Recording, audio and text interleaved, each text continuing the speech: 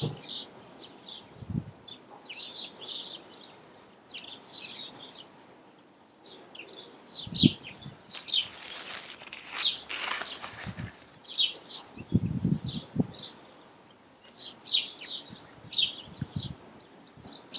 good morning, welcome back. Okay, now at the end of the last video, I left it with the bearings not installed. I wanted to just install the bearings and put the swing arm back in the bike, but I couldn't do that because I discovered that this inner bearing tube was absolutely trashed from corrosion and wear from the broken up bearing and could not be used. So I got back online with Yambits that I got the bearings from, and they had the tube in stock and sent it the very next day. Fantastic service, and here it is. So now I can assemble everything, but before I do that, there's something I want to talk about regarding equipment.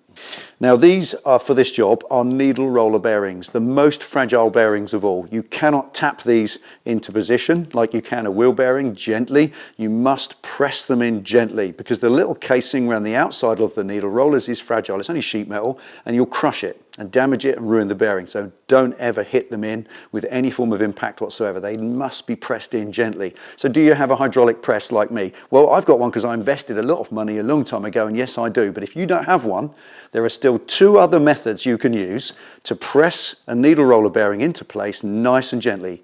And they are, one method is to use your vise. Your vise is immensely strong, and also the two jaws are dead straight and parallel to each other. So you can line up the item, line up the press, and just wind away.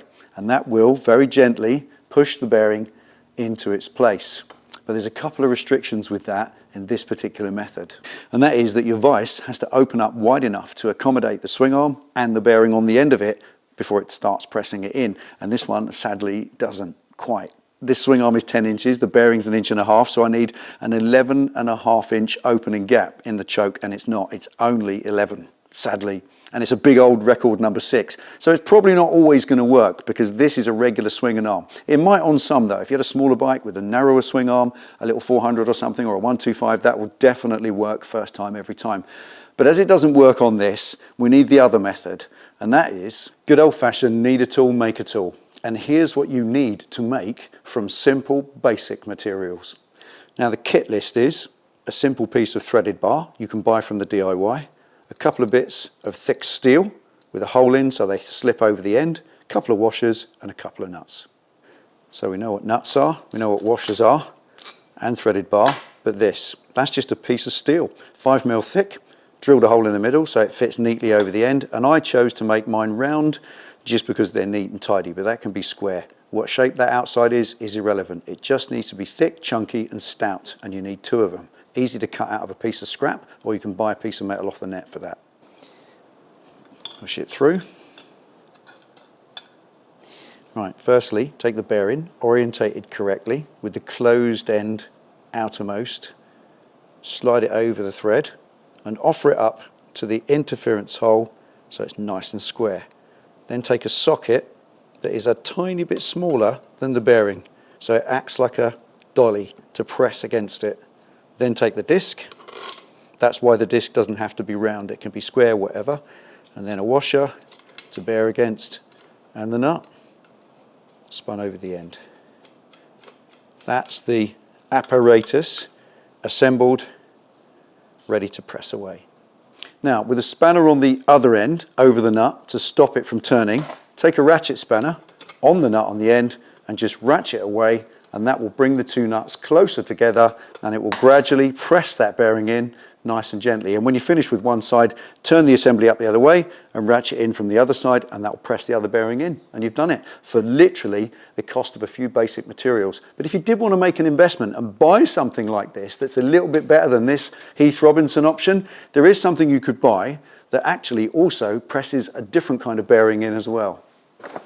Now this is a motorcycle steering bearing press. This is what you use to press those tapered cups into the headstock of your bike when you're replacing the steering head bearings. And it is the same principle exactly. It's got a long central thread which is actually adjustable in length, so that works depending on the size of your swinging arm. It's exactly the same as my piece of thread, and it's got a big old screw that's just got handles on it that goes on the end, and as that screws in, it presses the bearing in, exactly the same as the nut and the ratchet spanner on my one. So if you want to make an investment in something that not only will press your swing arm bearings in, but also your headstock bearings, then yes, you could buy this. And I'll leave a link to this in the description. But I don't need to use this today, or my Heath Robinson one, because I've got hydraulic press, thankfully, so I'm going to use that, press the bearings in, and get it in the bike.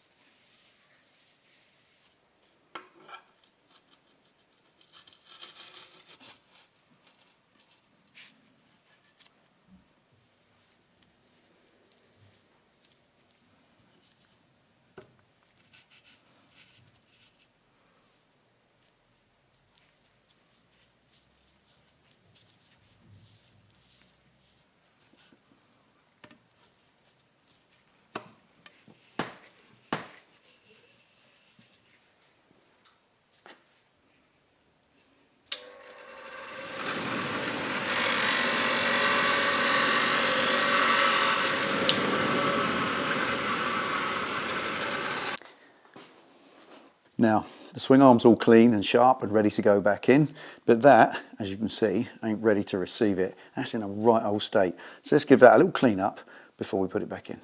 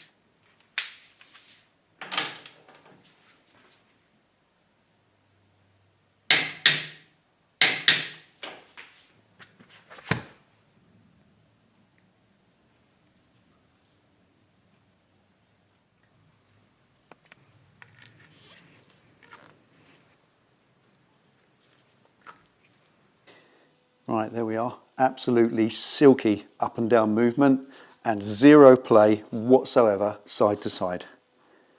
Perfect.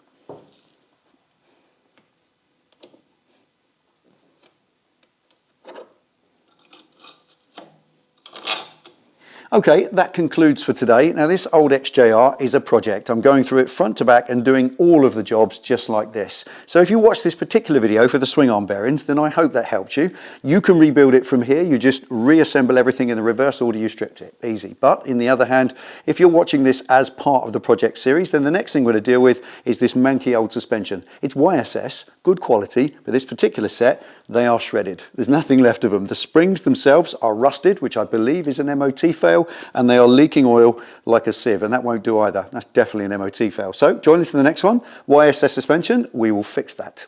I'll see you then.